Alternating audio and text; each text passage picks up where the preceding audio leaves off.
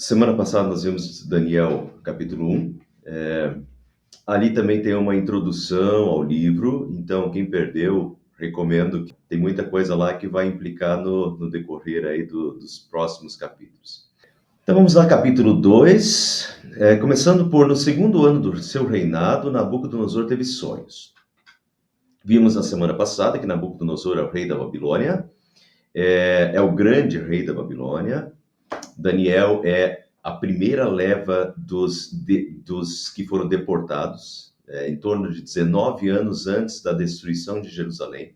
Daniel já foi levado para a Babilônia, né?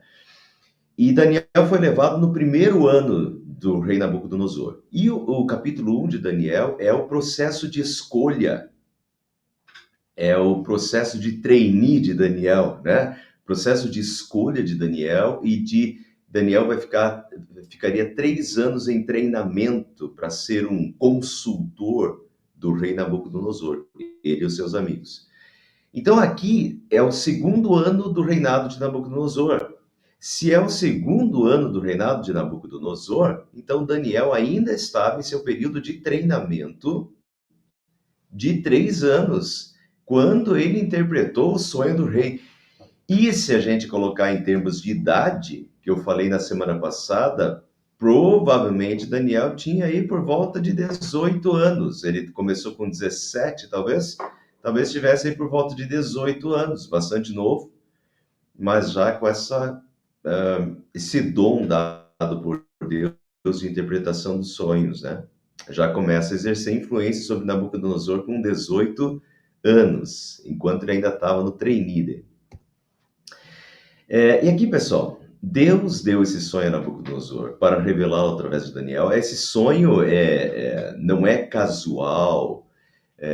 Esse sonho é uma visão, na verdade, dos próximos reinos que virão. Esse sonho foi dado por Deus, foi mandado por Deus, bem objetivamente, para ser revelado ao rei através de Daniel. E assim Daniel ganharia prestígio e influência sobre Nabucodonosor. Agora veja, Nabucodonosor não acreditava no Deus verdadeiro, era um imperador até bastante cruel, certo? E Deus, veja como Deus pode agir de muitos modos nos governantes. Deus fez esse cara ter um sonho de noite, ficar perturbado com o sonho, e depois, através disso, Deus faz Daniel chegar até ele, revelar o sonho e ter influência sobre ele. Agora, veja então como Deus usa. Não deixemos de ter isso em consideração ao orar e crer. Quem acompanha os estudos, eu já falei isso em outros momentos, vou repetir. A gente tem que orar pelos governantes. Às vezes a gente não quer orar pelos governantes porque a gente acha que eles são muito ruins, são péssimos, coração duro, né? Não adianta nem orar para um cara desse. É o modo de pensar humano, né? Não adianta nem orar para um cara, um crápula desse, um sem vergonha desse, que não quer nada com nada, né? Só que Deus tem os seus modos de agir. Nabucodonosor, se for pensar, ele era péssimo. Né? Assim como o marido de Esther, o Xerxes I, era um baita de um sem vergonha, entende? E Deus agiu nesse pessoal para o bem do seu povo. E Deus tem os seus modos. Deus agiu através de Esther, de Mordecai. Aqui Deus agiu através de Daniel e Deus manda um sonho. E tudo começa, não é com Daniel necessariamente, começa com Deus mandando um sonho. Deus faz isso. Deus manda um sonho, deixa o cara inquieto, deixa o cara sem dormir, pensando no que ele viu. E compreende que Deus tem os seus modos de ação? Pessoal, a gente tem que confiar mais em Deus, no que Deus pode fazer. Não é confiar que o governante tal é capaz de se converter, mudar de ideia. Deus tem os seus modos de fazer as pessoas mudarem de ideia.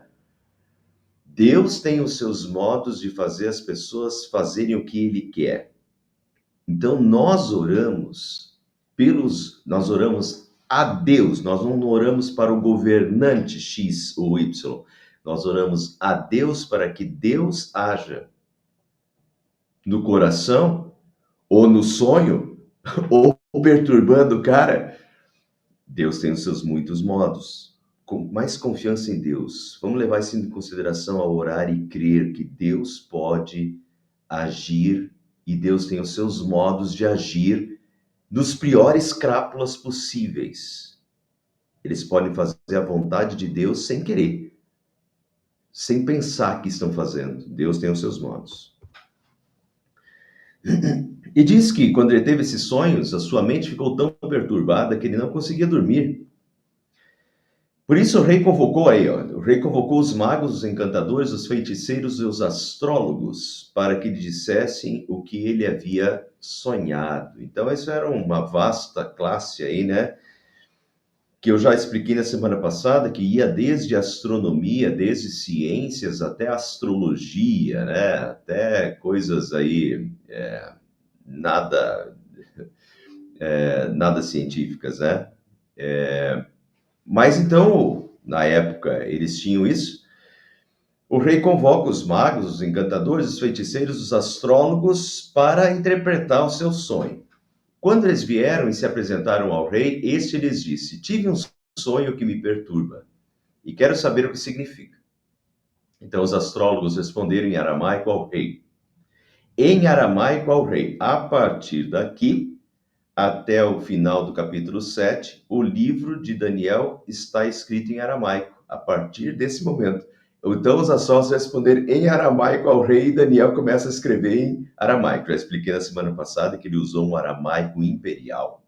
Ele estava no império, ele fazia parte da corte. Então ele usa aqui a língua falada no Império Babilônico, que é o aramaico. Muitos dizem que isso era uma forma de atingir os, digamos, os gentios, os não-judeus, porque ele está usando a língua do império, não o hebraico, que é a língua só dos judeus, né? Os judeus são uma pequena parcela no meio desse império, mas a língua mesmo, falada no Império Babilônico e depois no Império Persa também, é o aramaico. Então, muitos acham que Daniel usou o aramaico para atingir mais pessoas, para que mais pessoas pudessem ler a história. Faz muito sentido. Inclusive, o Novo Testamento foi escrito em grego, que era a língua universal da época de Jesus. Então, faz muito sentido que Daniel tenha escrito boa parte dessa parte aqui do que aconteceu, da vida dele, da influência dos reis, tenha escrito em aramaico. Então os astrólogos responderam em aramaico ao rei: ó rei, vive para sempre. Conta o sonho aos teus servos e nós o interpretaremos. Perfeito. Então os astrólogos e magos dizem: conta o sonho e nós vamos interpretar. Isso seria o mais lógico. Me conta o teu sonho que eu vou interpretar o teu sonho. Só que, pessoal, convenhamos, quem diz que a interpretação que a pessoa vai dar é correta? Quem diz que a pessoa não está inventando uma interpretação? Então, na verdade, o Nabucodonosor provavelmente já tinha feito isso outras vezes, e o Nabucodonosor estava com o pé bem atrás com essa classe aí de pessoas. Estava achando que eles estavam chutando coisas, interpretando de qualquer jeito o negócio. Então, dessa vez, o Nabucodonosor inverte completamente. Ele faz uma loucura, na verdade, né? Mas ele inverte completamente a regra. Os astrólogos disseram: conte o sonho e nós vamos dar a interpretação. E o Nabucodonosor disse: não, vocês vão contar o que eu sonhei para eu saber que vocês realmente sabem, né, a interpretação. Veja, o rei respondeu aos astrólogos: essa é a minha decisão. Se vocês não me disserem qual foi o meu sonho e não o interpretarem, Eu farei que vocês sejam cortados em pedaços e que as suas casas se tornem montes de entulho. Mas se me revelarem o sonho e o interpretarem, eu lhes darei presentes, recompensas e grandes honrarias. Portanto, revelem-me o sonho e a sua interpretação. Eu vejo que ele está com raiva aqui, né?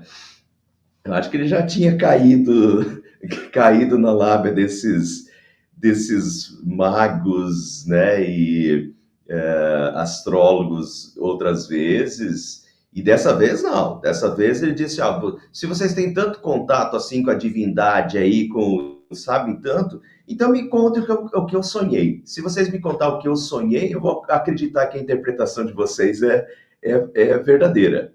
Bom, daí o negócio complicou. Mas eles estão conte o rei o sonho a seus servos e nós o interpretaremos. Então o rei respondeu: me contarem o sonho, todos vocês receberão a mesma sentença. Pois vocês combinaram enganar-me com mentiras. Estão vendo aí que ele estava com o pé atrás com esse pessoal. Eles combinaram enganar-me com mentiras, esperando que a situação mudasse. Contem-me o sonho. Os astrólogos responderam ao rei: não há homem na terra que possa fazer o que o rei está pedindo. Nenhum rei, por maior e mais poderoso que tenha sido, chegou a pedir uma coisa dessas a nenhum mago, encantador ou astrólogo. O que o rei está pedindo é difícil demais. Ninguém pode revelar isso ao rei, senão os deuses. E eles não vivem entre os mortais. E aqui é interessante, né? Ninguém pode revelar isso senão os deuses, porque quem é que pode saber o pensamento, né? O sonho do rei, o pensamento do rei? Só um Deus poderia saber. Um homem não pode saber isso. E aí que tá. E realmente, só Deus pode saber. E Deus então revela isso e exerce influência sobre Nabucodonosor. Mas quando eles falaram isso, né? O rei ficou tão irritado e furioso que ele ordenou a execução de todos os sábios da Babilônia. E assim foi emitido o decreto, para que fossem mortos os sábios, os sábios. Os encarregados então saíram à procura, inclusive de Daniel e dos seus amigos, para que também fossem mortos. Quer dizer, ele ia matar toda essa turma, né? Toda essa cambada, até os que estavam fazendo treininho e entrar na lista também. Então Arioque, o comandante da guarda do rei, já se preparava para matar os sábios da Babilônia, quando Daniel dirigiu-se a ele com sabedoria e bom senso. Ele perguntou ao oficial do rei: por que o rei emitiu um decreto tão severo? Aparentemente, Daniel não sabe. Então, tudo indica realmente que Daniel estava nesse treinamento de 3 anos, né? Aprendendo, se lembra do capítulo 1, aprendendo todas as ciências da Babilônia e tal. Então, estava nesse período de treinamento, de estudo, e provavelmente não estava acompanhando o que estava acontecendo ali, né? O que o rei tinha pedido para essa classe aí dos magos sábios, né? Que era uma classe bem grande, que incluía muita coisa. Por que o rei emitiu um decreto tão severo? E Arioque explicou o motivo a Daniel. Diante disso, Daniel foi pedir ao rei que lhe desse um prazo e ele daria a interpretação. Puxa, olha que confiança. Será que Daniel já tinha tido essa experiência anteriormente de ter interpretado algum sonho? A gente não sabe, porque aqui a gente só sabe da vida dele a partir desse momento, né? Mas, por exemplo, José, lembro de José? José também tinha interpretado sonhos, os sonhos do pai, da mãe, do sol, da lua, das estrelas, que lembram? Então, José, muito novo, já tinha interpretado sonhos. Será que Daniel já tinha tido experiência anterior de interpretações? O fato é que, nesse momento, ele pede ao rei um tempo e ele daria a interpretação. E agora, claro que ele não está confiando nele mesmo. Ele sabe que isso é um dom. Daniel voltou para casa, contou o problema aos seus amigos Ananias, Misael e Azarias, e lhes pediu que rogassem ao Deus dos céus que tivesse misericórdia acerca desse mistério, para que ele e seus amigos não fossem executados, como os outros sábios da Babilônia. Então agora eles vão orar, pedir a Deus que Deus dê essa interpretação para Daniel, não só a interpretação, que Deus dê a revelação do sonho e a interpretação para que Daniel possa salvar, né, tanto a si mesmo, quanto aos seus amigos e todos os outros. Então o mistério foi revelado a Daniel de noite numa visão. Daniel louvou o Deus dos céus e disse: Louvado seja o nome de Deus para todos sempre, a sabedoria e o poder a ele pertence. Ele muda as épocas e as estações, destrona reis e os estabelece. Dá sabedoria aos sábios e conhecimento aos que sabem discernir. Revela coisas profundas e ocultas. Conhece o que jaz nas trevas e a luz habita com ele. Eu te agradeço e te louvo, ó Deus dos meus antepassados. Tu me deste sabedoria e poder e me revelaste o que te pedimos. Revelaste-nos o sonho do rei. Quer dizer, é uma glorificação a Deus, é um total reconhecimento que isso vem de Deus, não é dele. Né? É um dom maravilhoso, mas não é dele. Está a serviço de Deus e vem de Deus, e ele glorifica a Deus pelo que recebeu. É uma lição de humildade para todos nós, de que tudo que nós temos e tudo que nós somos, de que a nossa inteligência vem de Deus, de que as nossas capacidades vêm de Deus, um louvor e glorificação a Deus, né? Não a nós mesmos, como se a capacidade tivesse vindo de nós. Então Daniel foi falar com Arioque, a quem o rei tinha designado para executar os sábios da Babilônia, e lhes disse: Não execute os sábios, leve-me ao rei, e eu interpretarei para ele o sonho que teve. Imediatamente Arioque levou Daniel ao rei e disse: Encontrei um homem entre os exilados de Judá que pode dizer ao rei o significado do sonho. O rei perguntou a Daniel, também chamado de Beltesazar: Você é capaz de contar-me o que vi no meu sonho interpretado? Acho que nem o rei acreditava, né? Ele tinha pedido que a pessoa contasse o sonho dele, mas eu não sei se ele acreditava nisso, que alguém fosse capaz de contar o que ele tinha sonhado e depois interpretar. E Daniel respondeu: Nenhum sábio, encantador, mago ou adivinho é capaz de revelar ao rei o mistério sobre o qual ele perguntou. Mas existe um Deus, olha a glorificação a Deus. Mas existe, e aí que está agora de como Deus usa esse homem, esse Daniel, né, para chegar ao coração de Nabucodonosor. Mas existe um Deus nos céus que revela os mistérios. Isso, só Deus é capaz. Quer dizer, Daniel aponta para Deus e diz: existe um Deus nos céus que revela os mistérios. Ele mostrou ao rei Nabucodonosor o que acontecerá nos últimos dias. Então, o que tem a ver esse sonho? O que acontecerá nos últimos dias. O sonho e as visões que passaram por tua mente quando estavas deitado foram os seguintes. E agora vejam, ele vai contar o sonho do rei. Quando estavas deitado, ó rei, tua mente se voltou para as coisas futuras. E aquele que revela os mistérios te mostrou o que vai acontecer. Quanto a mim, esse mistério não me foi revelado, porque eu tenha mais sabedoria do que os outros homens, mas para que tu, ó rei, veja, Deus chegando ao ponto, através de Daniel, não foi porque eu tenha mais sabedoria do que os outros homens, mas para que tu, ó rei, saibas a interpretação e entendas o que passou pela tua mente. Tu olhaste, ó rei, e diante de ti estava uma grande estátua, uma estátua enorme, impressionante, e sua aparência era terrível. A cabeça da estátua era feita de ouro puro, o peito e o braço eram de prata, o ventre e os quadris eram de bronze, as pernas eram de ferro e os pés eram em parte de ferro e em parte de barro. Enquanto estavas observando, uma pedra soltou-se sem auxílio de mãos, atingiu a estátua nos pés de ferro e de barro e os esmigalhou.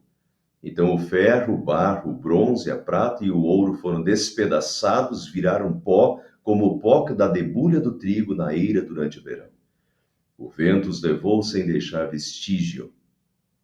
Mas a pedra que atingiu a estátua tornou-se uma montanha e encheu a terra toda. Foi esse o sonho e nós o interpretaremos para o rei. Tu, ó rei, és rei de reis. O Deus dos céus concedeu-te domínio, poder, força e glória. Nas tuas mãos ele colocou a humanidade, os animais selvagens e as aves do céu. Onde quer que vivam, ele fez de ti o governante deles todos. Ou seja, tu és a cabeça de ouro. Portanto, a cabeça de ouro és tu. Tu, ó rei, és rei de reis. O Deus dos céus concedeu-te domínio, poder, força e glória. Portanto, ele fez de ti o governante dele todos. Tu és a cabeça de ouro. Nabucodonosor e o Império Babilônico é a cabeça de ouro. Está bem claro. Depois de ti surgirá um outro reino, inferior ao teu, que aqui ele coloca... bom, deixa eu ler primeiro. Depois de surgirá um outro reino inferior ao teu, em seguida surgirá um terceiro reino, reino de bronze, que governará toda a terra. Finalmente haverá um quarto reino, forte como o ferro, pois o ferro quebra e destrói tudo. E assim como o ferro despedaça tudo, também ele destruirá e quebrará todos os outros. Portanto, depois de ti, tu é a cabeça de ouro. E depois de ti surgirão outros três, né? Outros três reinos. E que é justamente, pessoal, justamente os próximos impérios, até o Império Romano, até a vinda de Jesus. O Império Persa, de 539 a 331. Depois vem o Império Grego-Macedônio, com Alexandre o Grande, 331 a 168. E então vem o Império Romano, né? O Império Romano, de 168 a.C. até 476 depois de Cristo. Como viste, claro, isso aqui eu já estou dando a interpretação da interpretação para vocês, né? Daniel interpreta que depois de você vai vir outros três reinos. Como viste, os pés e os dedos eram em parte de barro e em parte de ferro. Isso quer dizer que esse será um reino dividido, mas ainda terá um pouco de força, da força do ferro, embora tenhas visto ferro misturado com barro. Assim como os dedos eram em parte de ferro e em parte de barro, também esse reino será em parte forte e em parte frágil. O Império Romano era muito forte, mas depois, com a invasão dos bárbaros, ele enfraqueceu muito e pereceu, né? Mas isso a gente vai ver no decorrer dos estudos aí. E como viste, o ferro estava misturado com o barro. Isso significa que se buscarão fazer alianças políticas por meio de casamentos, mas a união decorrente dessas alianças não se firmará, assim como o ferro não se mistura com o barro.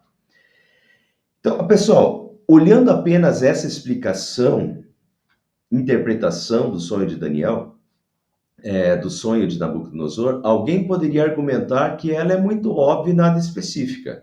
Depois de ti virá outro reino, em seguida outro e finalmente outro. Bom, qualquer um consegue dizer isso, né? Depois de você vai vir outro, depois outro, é meio óbvio. Quem disse que realmente, né, isso não era um chute? Aí nós temos que olhar para o livro de Daniel como um todo.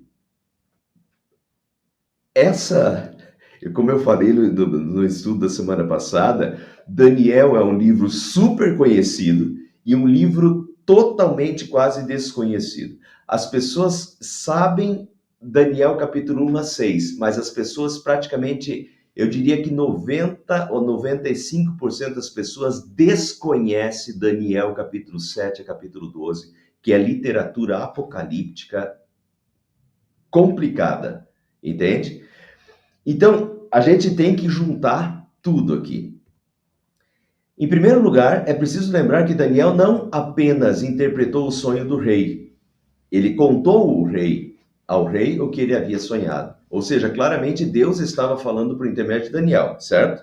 Primeiro, Daniel contou que o rei tinha sonhado e o rei confirma que é isso que ele tinha sonhado mesmo. Portanto, é Deus que está por trás disso, é Deus que deu o sonho para Nabucodonosor, é Deus que dá revela o sonho e a interpretação do sonho para Daniel. Portanto, Deus está por trás de toda essa história aqui. Portanto, essa questão aqui é uma questão divina do início ao fim.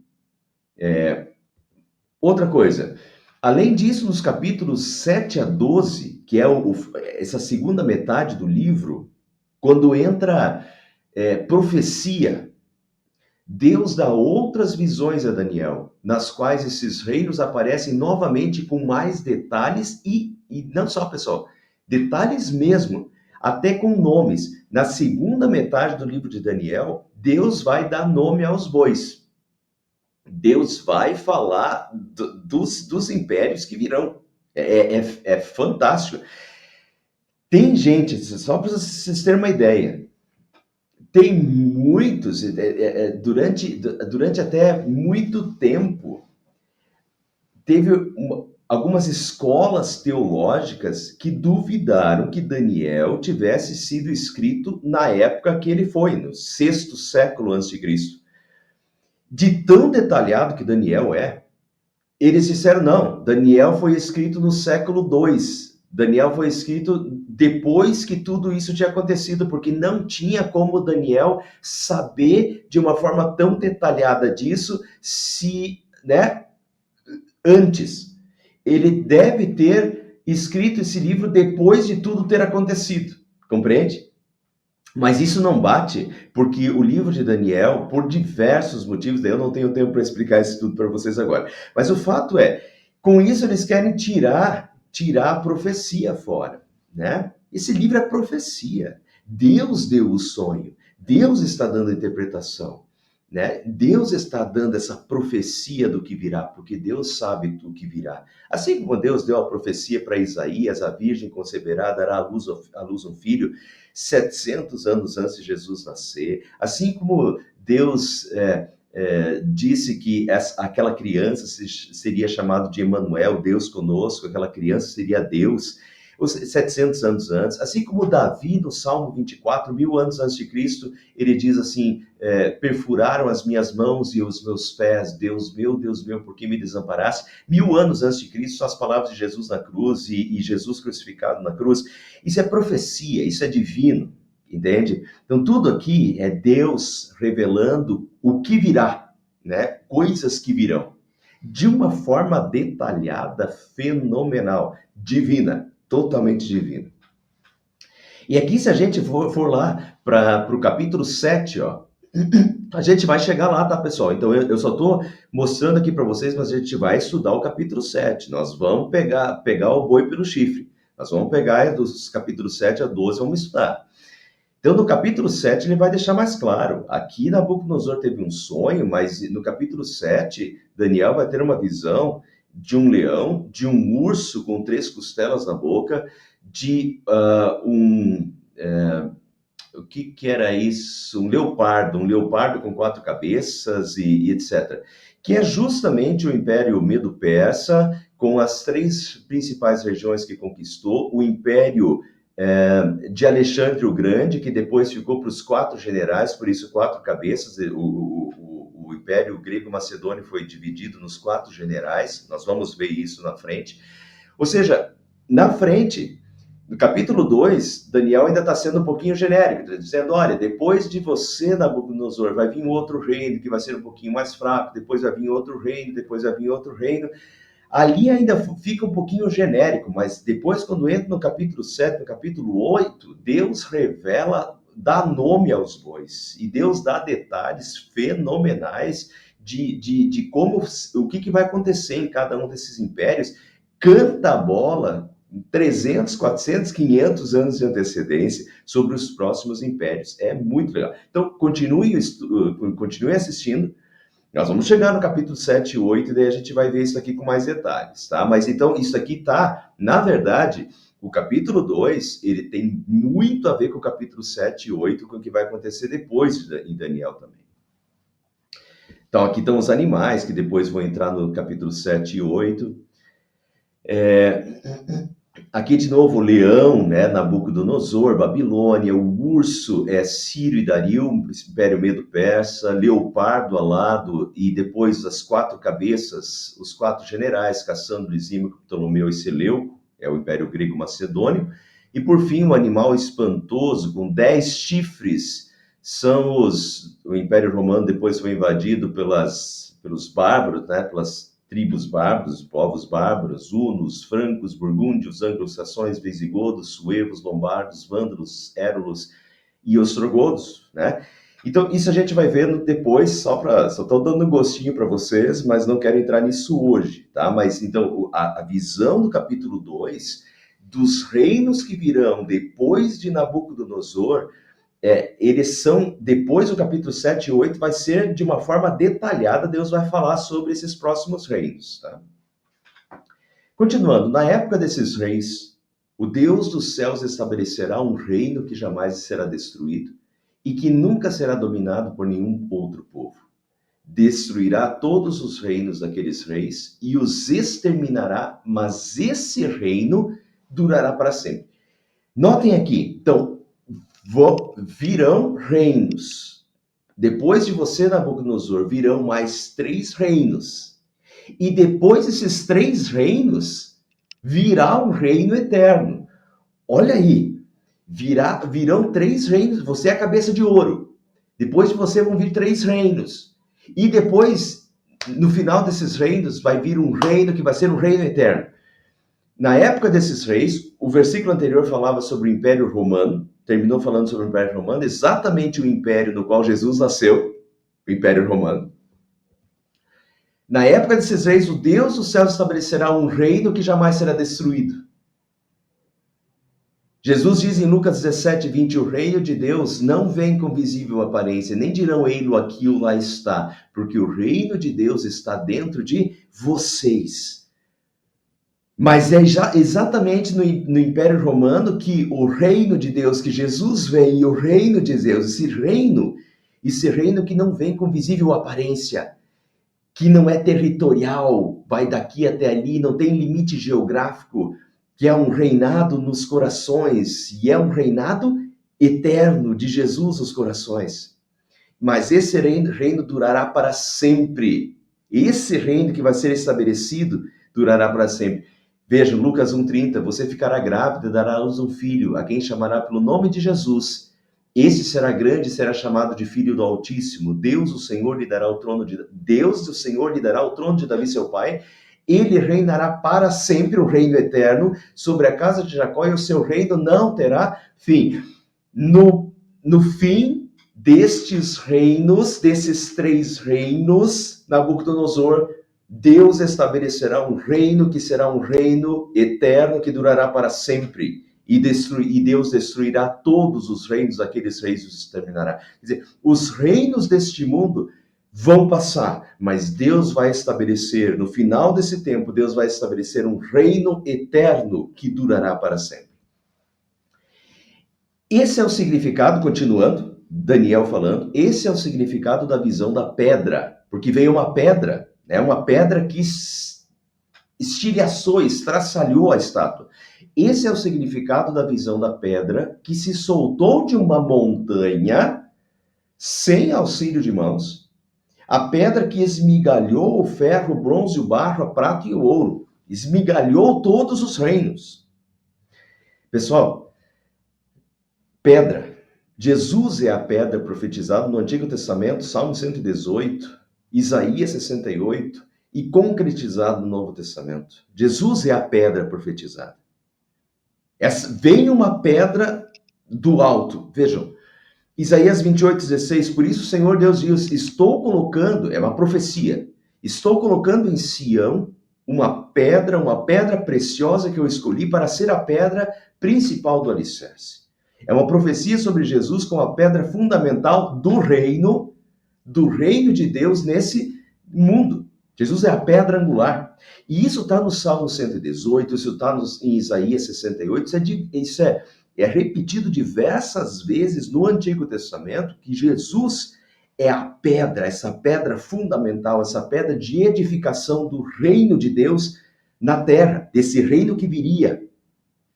E agora vem nessa pedra. Então Jesus perguntou: vocês nunca leram as Escrituras? A pedra que os construtores rejeitaram, essa veio a ser a pedra angular, isso procede do Senhor e é maravilhoso aos nossos olhos? Jesus está aplicando a profecia a si mesmo. Quer dizer, em outras palavras, eu sou a pedra angular, eu sou a pedra profetizada. Entende que quando a gente junta essa questão de profecias bíblicas sobre a pedra, e agora a gente volta lá, esse é o significado da visão da pedra que se soltou de uma montanha sem o auxílio de mãos. A pedra, Jesus, a pedra angular, a pedra vem de cima, se soltou de uma montanha sem auxílio de mãos, veio de cima, do alto, sem auxílio de mãos. Jesus, o verdadeiro Deus, vem ao mundo e nasce na Virgem Maria pelo Espírito Santo, sem auxílio humano, sem auxílio de mãos, mão nenhuma botou, né, a sua imperfeição nessa história. Jesus vem do alto, vem dos céus à terra, e Jesus se encarna na pedra angular, né? Vem e se encarna na Virgem Maria pelo Espírito Santo, pelo dom do Espírito Santo. É totalmente sem auxílio humano, é algo divino, né? Deus vindo à terra. E a pedra esmigalhou o ferro, o bronze, o barro, a prata e o ouro. A pedra esmigalhou. Vejam, no versículo 35 até ele diz assim: então o ferro, o barro, a bronze, a prata e o ouro foram despedaçados e viraram pó, como o pó da debulha do trigo na eira durante o verão. Agora vejam Lucas 20, 18. Jesus diz: todo o que cair sobre essa pedra ficará em pedaços, e aquele sobre quem ela cair ficará reduzido a pó. Foram despedaçados, viraram pó. Aquele que cair sobre a qual essa pedra cair, Jesus falando, ficará reduzido a pó. Estão vendo como as coisas se fecham? E Apocalipse, capítulo 11, versículo 15 a 18, diz: o sétimo anjo, todo o sétimo selo, a sétima trombeta, o sétimo anjo, sempre é a glória, é o reino final, é os novos céus e a nova terra, é o fim, né? O fim e recomeço de tudo, é o fim e recomeço. O sétimo anjo tocou a trombeta e houve no céu vozes fortes dizendo: o reino do mundo se tornou do nosso Senhor e do seu Cristo, e ele reinará para todo o sempre. E os 24 anciãos que estavam sentados no seu trono diante de Deus prostraram sobre o seu rosto e adoraram a Deus, dizendo: graças te damos, Senhor Deus Todo-Poderoso, que és, que eras, porque assumiste o teu grande poder e passaste a reinar. Na verdade, as nações, os reinos terrenos, as nações se enfureceram. Chegou, porém, a tua ira, que despedaça, e o tempo determinado para serem julgados os mortos e para despedaçares, destruíres os que destroem a terra. Olha essa questão do juízo final, da volta de Cristo e a destruição dos reinos deste mundo, tá? E a instauração do reino eterno. O reino de Deus, ele já começa com a pedra angular, com Jesus Cristo. Nós participamos do reino de Deus aqui nesta terra, do reino da graça de Deus, do reinado de Cristo no coração, do reinado de Cristo na igreja, do reino de Deus sobre a terra, mas a perfeição virá quando Jesus voltar, né, e destruir os reinos desta terra e instaurar o seu reino eterno. Versículo 25, então a pedra que atingiu, o vento os levou esses estilhaços, né, o que a pedra destruiu, o vento os levou sem deixar vestígios. Mas a pedra que atingiu a estátua tornou-se uma montanha e encheu toda a terra. Cristo é a cabeça que está acima de tudo, e o seu reino se espalhou pelo mundo. Primeiro, o vento os levou sem deixar de vestígio. Os reinos deste mundo vão passar. O Império Babilônico passou. O Império Persa passou. O Império Grego-Macedônico passou. Foram grandes impérios que duraram, alguns deles 150, 200 anos, alguns deles 300 anos. O Império Romano durou 600 anos aproximadamente. Então, podem ser impérios muito longos, longevos, fortes, mas eles passarão, né? Os reinos deste mundo passarão. Só o reino eterno ficará. O reino instaurado pela pedra angular neste mundo, né? Mas essa pedra, Jesus que atingiu a estátua, tornou-se uma montanha. Enquanto todos os outros foram despedaçados e viraram pó, né? E passaram sem deixar vestígio, esse reino, ao contrário de se esvair, esse reino cada vez fica maior e se solidifica, o reino de Cristo, né? Tornou-se uma montanha e encheu toda a terra. Cristo é a cabeça desse reino que está vivo e ativo na terra há 2000 anos já, pessoal. 2025 anos esse reino está ativo na terra. Não passou e não passará, e encheu toda a terra, né? Maravilhoso. Olha a profecia de Daniel, né? Fabuloso. Não de Daniel, de Deus. Efésios 1, 21, 22 fala isso. Cristo reina sobre todos os governos celestiais, autoridades, forças e poderes.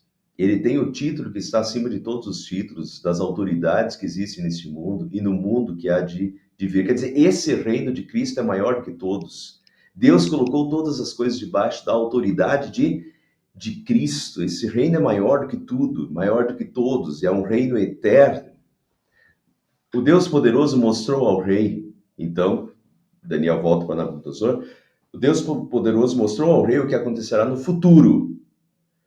O sonho é verdadeiro, a interpretação é fiel. Então o rei Nabucodonosor caiu, o grande imperador, a cabeça de ouro, caiu prostrado diante de Daniel, prestou-lhe honra, e ordenou que lhe fosse apresentada uma oferta de cereal e incenso. E o rei disse a Daniel: não há dúvida de que o seu Deus é o Deus dos deuses, o Senhor dos reis e aquele que revela os mistérios, pois você conseguiu revelar este mistério. Fabuloso. Então, o grande imperador cai prostrado diante de Daniel, reconhecendo que não há dúvida de que o seu Deus é o Deus dos deuses. Olha aí como Deus trabalha. Como Deus trabalha através de Daniel, né? Fabuloso. Assim o rei colocou Daniel num alto cargo, o cobriu de presentes, ele o designou governante de toda a província da Babilônia e o encarregou de todos os sábios da província. Ele o designou governante de toda a província da Babilônia. Eu falei para vocês na semana passada que eu tinha lido num dos comentários que eu leio para preparar o estudo bíblico, alguém dizendo que Daniel, de todos os personagens bíblicos, Daniel foi o que exerceu maior poder. Daniel teve mais poder nas mãos, exerceu maior poder e autoridade do que Davi, do que Salomão. Davi e Salomão foi o maior extensão territorial, mas só de Israel. Israel é pequenininho. Então ele foi um grande rei, foi muito poderoso, mas sobre Israel e arredores. Mas Daniel foi sobre todo o Império Babilônico, muito mais, muitas vezes maior do que Israel. José também se tornou o primeiro-ministro no Egito na época dele. Mas, de novo, o Império Babilônico era muito maior, inclusive o Império Babilônico abrangia o Egito, né? Então, em termos de extensão territorial e de poder nas mãos, o Daniel teve mais poder nas mãos do que Davi, do que Salomão, do que José, do que qualquer outro personagem bíblico, né? Porque o Nabucodonosor o designou governante de toda a província da Babilônia. E o encarregou também de todos os sábios da província, e essa é outra questão. O capítulo 4, quando Nabucodonosor teve outros sonhos, a gente vai ver isso no decorrer, ao chamar Daniel, ele disse, Beltesazar, Daniel, chefe dos magos, ou seja, olha aí, ele o encarregou de todos os sábios da província, dos magos. Daniel se tornou o encarregado de todos os magos da Babilônia. Eu sei que você tem o Espírito dos Santos Deus e não há mistério que você não pode explicar. Então, Daniel, ele o encarregou de todos os sábios da província e Daniel ficou sendo o chefe de todos os magos, de todo o campo científico, né, e de todos esses magos da Babilônia. E daí, pessoal, eu fiz esse estudo aqui no Natal do ano passado, talvez alguns lembram, eu não quis mandar vocês assistir lá, porque muitos não iam assistir, então eu quis passar hoje de qualquer forma, mas eu fiz um estudo muito semelhante no ano passado, com Daniel capítulo 2. Por quê? Porque isso aqui tem tudo a ver com o nascimento de Jesus. Daniel se tornou o chefe dos magos, os sábios da Babilônia. Provavelmente foi pela sua influência que depois de 500 anos os magos, viram a estrela no Oriente e a acompanharam a fim de encontrar o recém-nascido rei dos judeus. Os magos que aparecem lá em Belém e dizem, onde está o recém-nascido rei dos judeus? Porque vimos a sua estrela no Oriente e viemos para adorá-lo. Como é que esses magos do Oriente sabiam e ligaram aquela estrela diferente com o recém-nascido rei dos judeus? Como é que eles sabiam? Tinha uma profecia, ou como é que eles sabem dessa profecia? Daí, quando a gente retrocede 500 anos, aí fica tudo claro. Daniel foi o chefe dos magos da Babilônia, foi o encarregado de todos os magos. A influência que Daniel exerce sobre esses magos, Daniel deve ter deixado por escrito as profecias e deve ter falado sobre essas profecias. A tal ponto que 500 anos depois, esses magos ainda estão, né, com essas profecias na cabeça e ligam uma estrela diferente à profecia, que provavelmente veio através de Daniel, de o rei dos judeus que viria. Fenomenal, isso é influência de Daniel total. Olha, eu diria que é quase 100% de chance, de probabilidade de que os magos eram, eles vinham do Oriente, né? Eles vinham daquela região, que era uma região muito tradicional nessa questão dos magos, desde Daniel e de antes da época de Daniel. Mas então, aí a gente vê a influência de Daniel no nascimento de Jesus, né? Provavelmente foi através de Daniel, o testemunho de Daniel, né? De novo, eu falei na semana passada e concluí o estudo da semana passada dizendo que Daniel não se deixou contaminar, Daniel não se deixou moldar. Não vos amoldeis, diz 1 Pedro, não vos amoldeis, diz Romanos capítulo 2, não se amoldem ao mundo, não se amoldem à cultura que vos cerca, sejam sal e luz para a cultura que vos cerca. Ou seja, Daniel, ele não se deixa moldar pela cultura que o cerca, Daniel influencia a cultura. Daniel influencia a cultura babilônica, a tal ponto que 500 anos depois, os magos ainda estão lembrando das profecias judaicas, né, da Bíblia judaica, sobre um rei que viria dos judeus. Um rei? Até que ponto eles não esperavam esse reino eterno, que era justamente do sonho de Nabucodonosor? Depois esses reinos, esses 3 reinos, virá um reino eterno. Olha aí, né? Influência de Daniel. E para terminar, além disso, a pedido de Daniel, então, o rei nomeou Sadraque, os amigos dele, Sadraque, Mesaque e Abednego, administradores da província da Babilônia, enquanto o próprio Daniel permanecia na corte do rei, uma influência direta sobre o Nabucodonosor, né? Assim termina esse capítulo. E só para terminar, eu coloquei 2 comentários aqui de 2 Bíblias, e que vão muito afinados nisso. Por meio do sonho do Nabucodonosor, Deus revela a dissolução final de todos os reinos terrenos. Vai chegar o dia em que todos os reinos terrenos os reinos terrenos, eles já passam e estão passando, mas chega no final, todos passam. Apenas um reino vai durar para sempre, o reino proclamado por Jesus. O tempo está cumprido e o reino de Deus está próximo. Arrependei-vos e crede no Evangelho. Deixa eu só explicar, o pessoal aqui da igreja já me viu explicando isso, mas deixa eu explicar para os que não são daqui. Esse versículo aqui em inglês, por exemplo, o tempo está cumprido e o reino de Deus está próximo. O reino de Deus está próximo, quando as traduções em inglês aqui é at hand, o reino de Deus está at hand, o reino de Deus está à mão, o reino de Deus já chegou. Quer dizer, Jesus fala que o reino já é chegado, já está cumprido. Quando Jesus, a pedra angular, vem a esse mundo, o reino de Deus já está instaurado nesse mundo. Nós já fazemos parte, nós já vivenciamos o reino de Deus, o reino da graça, o reinado de Cristo nos corações, o reinado de Cristo na igreja, através da igreja e no mundo, né? Agora, este reino aguarda a sua total revelação no final da história. Nós herdamos este reino agora por meio do arrependimento e da fé. E aguardamos a total revelação no final da história, quando Jesus voltar e instaurar esse reino perfeito, 100% perfeito e eterno. Isso aqui é a Bíblia, Estudos da Reforma. Veja que ele fala da dissolução final de todos os reinos e deste reino de Deus já presente e no final.